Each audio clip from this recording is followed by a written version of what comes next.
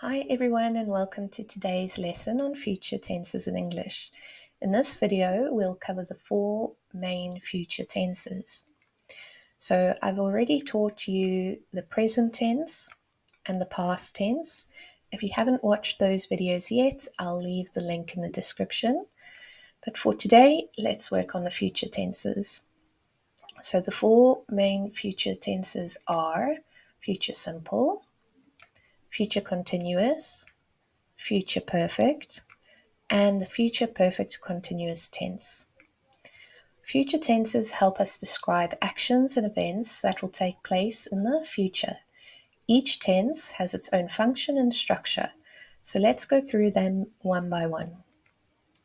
Let's start with the future simple tense.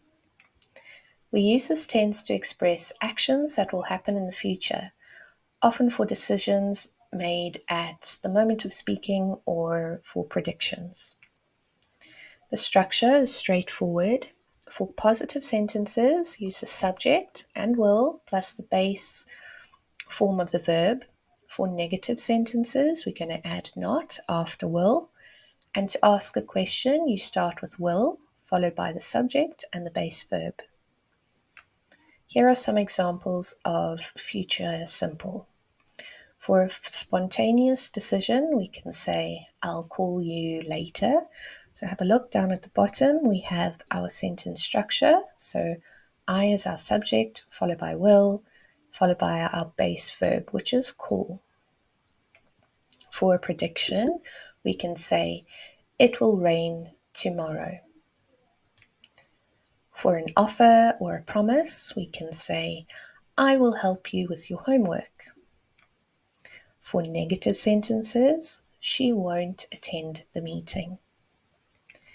And then for a question, we can say, will they visit next week? Next, let's move on to the future continuous tense. This tense is used to describe actions that will be in a progress at a specific time in the future. The structure is as follows. So for positive sentences, we use the subject, will, be, and the verb in the ing form. For negative sentences, we're going to add not after will. And to ask a question, start with will, followed by the subject and be, then the verb with ing. Here are some examples of future continuous. For an action in progress, we can say, I will be studying at 7 p.m. Take note of the sentence structure down there at the bottom of the page.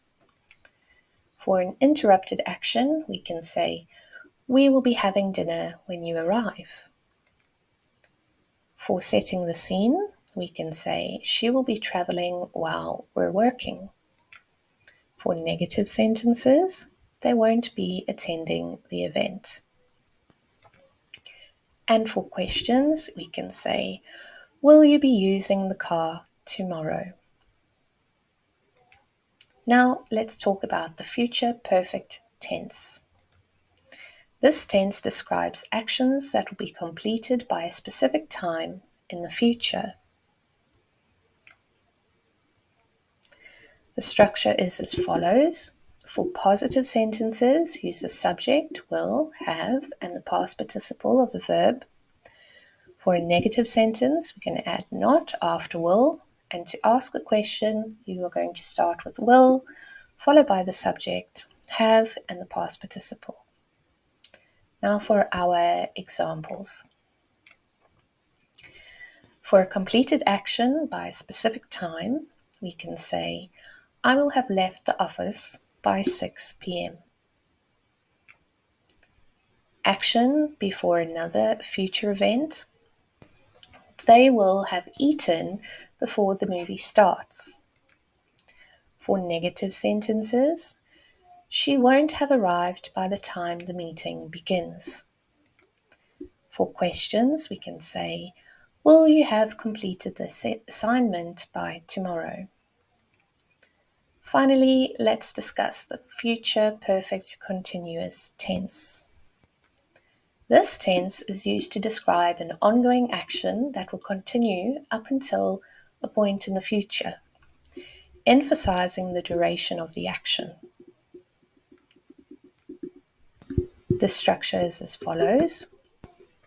For positive sentences, use the subject, will, have been, and the verb in the ing form.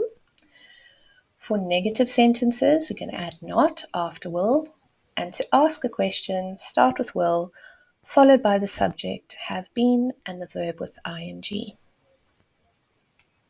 Here are some examples. Duration before a future time.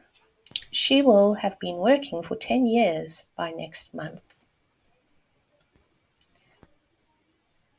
Duration before another future event. We will have been traveling for 3 hours by the time we reach the hotel. For a negative example, he won't have been studying long enough before the exam. Finally, for a question, we can say, will you have been practicing the piano for 2 hours by noon? Let's summarize the future tenses. For future simple, this is used to describe decisions, predictions, and future actions. For the future continuous, this is to describe actions in progress at a specific future time. Future perfect describes actions completed by a future time. And then the future perfect continuous tense describes ongoing actions continuing up to a future time. I hope you found this video helpful, and if you did, please hit the like button and subscribe. I'll see you in the next one.